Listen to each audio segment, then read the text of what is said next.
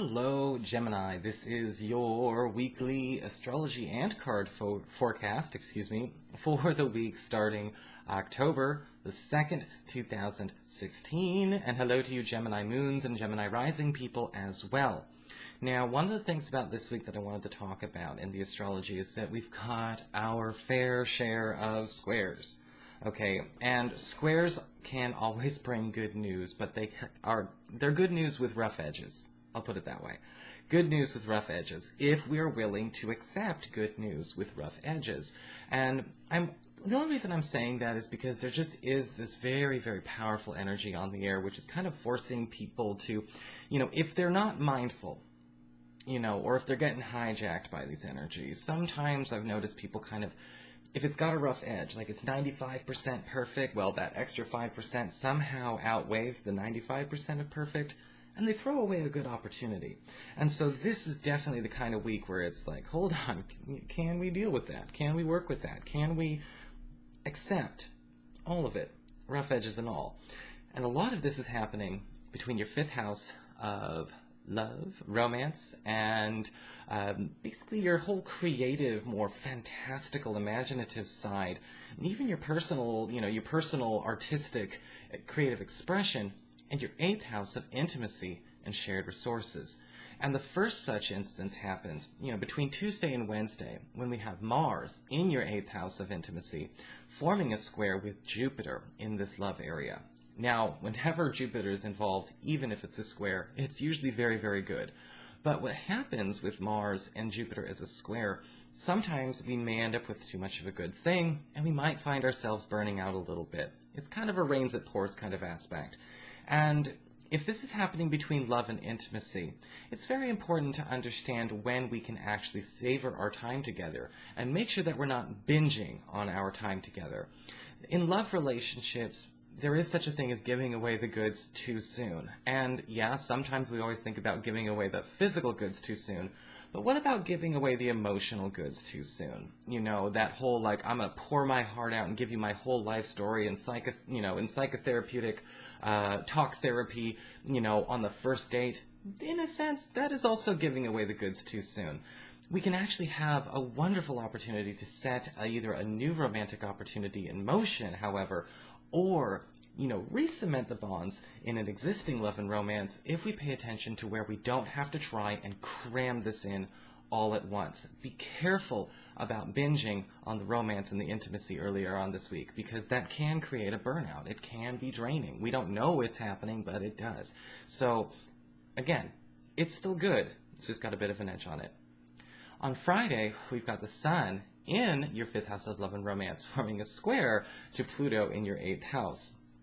And this is talking more about the less romantic and the more creative and tangible side of these energies. And it may show here that a personal project or maybe a personal business is maybe demanding too much of a time or financial resource, and it's time to start thinking about where we are only holding on to things because we have history with it, with this project or with this business, or with an investment.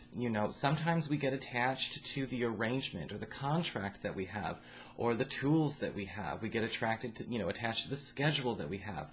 And we're afraid to get rid of something that we have history with, even if, again, this has nothing to do with a person. And with the Sun squaring Pluto, I think a lot of you Gemini people would do very well to allow yourselves to release a little bit of that energy, this week. Kind of figure out where we can, for our own sake, relieve ourselves by decluttering our professional and creative spaces, even if that means it looks like downsizing. And it's really more like lightening your load. So what's going on with your cards this week? Well, we do have for your spiritual advice the card of the Wizard. And this is basically talking about a need to pay attention to where we need to be thinking more with that rational brain, kind of bringing in more of that air elemental energy, that more clarity of thought, because the wizard is definitely sort of like the counselor or the physician or the doctor of this set. And this is definitely a card that can say where we should not pull punches, but also at the same time where we need to understand that sometimes trying to soften the blow or dilute our speech or make things too dumbed down, too accessible, or maybe even just do things too ginger is not serving people. It's kind of like trying to make somebody feel better about a bad situation than actually helping them out of that bad situation. And that's a very, very big lesson to learn. You may find that this week it's time to, be not only doling out a little bit of tough love and being honest with people, but also even, putting yourself through a little bit of that as well. When we talk about that whole love binge thing, that could be a challenge earlier on in the week. You may have to know when to cut yourself off so there is something to come back to. And the counselor of that wizard card, it's all about wisdom at that point in time. It's all about pragmatic thinking, and it's all about understanding, well, it's how to keep a good thing going. It's trying to make sure that this lasts the test of time so it's not used up right in the beginning. For your Earth sector, when it comes to your work and your financial life, we do have the Emperor card upright. Very, very nice card. Very lovely card for you Gemini people, because the Emperor card does talk about some kind of promising news, maybe even a promise being made to you by an authority figure that is going to bring you some kind of fast reward or award at the office. This could actually be news of a hire or a promotion, or perhaps even the opportunity to test your work ethic as a leader. This is an advancement opportunity. There is a push for upward mobility coming this week for a lot of you. And you may feel like it's not necessarily made official quite yet, but it's almost like we have an opportunity to assume a role in a higher position than we are applying for or that we are used to working in. And this is more like a sandbox kind of test. It looks like this is something where, again, once we actually kind of get our sea legs in this situation, so to speak, this may be an opportunity we are able to seize and hold on to permanently. For your communications with air, we do have the Hermit card upright, and this card does talk about a reconnection with a friend or a relative that you have been cut off from for quite some time.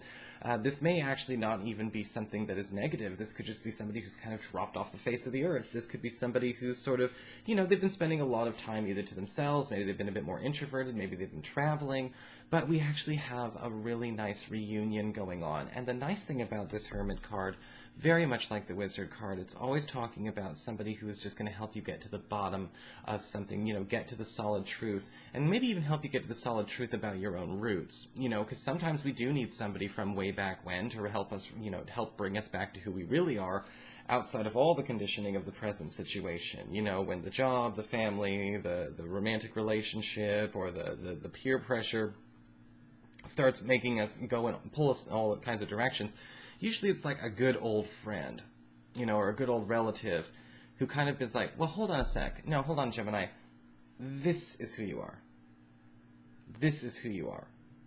Not what happened to you, and not what's happening to you right now. This is who you are. And it's after that that you and this person actually kind of rekindle this bond. Maybe even a nice tight BFF friendship.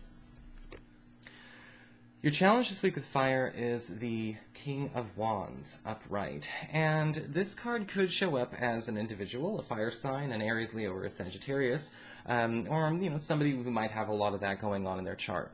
And the King of Wands upright isn't necessarily bad, even if they're in a challenge position.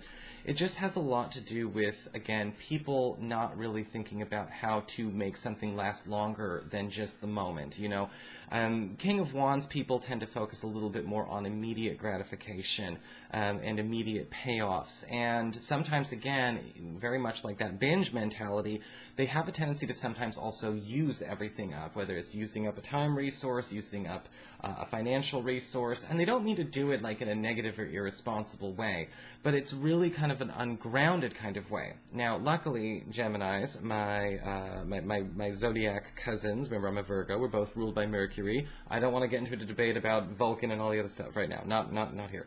There is an opportunity for you to help ground this person, but that will be a bit of a challenge, because I think that helping somebody to learn to savor something as opposed to wolf it down can be a challenge, literally and figuratively.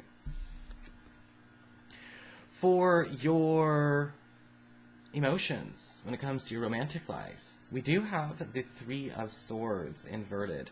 And this card can talk about a need to pay attention to where a partner is sort of ignoring an issue that you know that they need to deal with. Okay, this could be a partner, this could be a crush. This could be a situation that has nothing to do with you. Okay, because again, tough love, tough love, tough love. This could be a situation where you just want to, tell them, like, look, you need to, address this situation. It's like, why aren't you working on this? Why aren't you taking care of this? Or the doctor said this, or, my God, you need to, call your brother and make up with your brother. That kind of thing. We're dealing with a problem where your partner's inability to confront that issue, or maybe trying to cover it with a coat of whitewash, is starting to cause them to behave in weird ways, and that's what happens with repression and suppression. It's always the ones who are trying to, like, think positive and put a and put a happy spin on the worst possible thing without being emotionally honest. That you got to watch out for. All right, so help them to just start being honest and start facing facts. And believe me, I think once that really, really flimsy piece of armor comes off, you'll have your partner acting in their right mind again. So that is your forecast, Gemini. I hope you enjoyed it. If you did, please like, share, and subscribe. I appreciate it. Looks like I gotta let you go because the street cleaners are out, and I will talk to you later. And if you'd like to get a session, you can always follow the links below or go to integrativemysticism.com.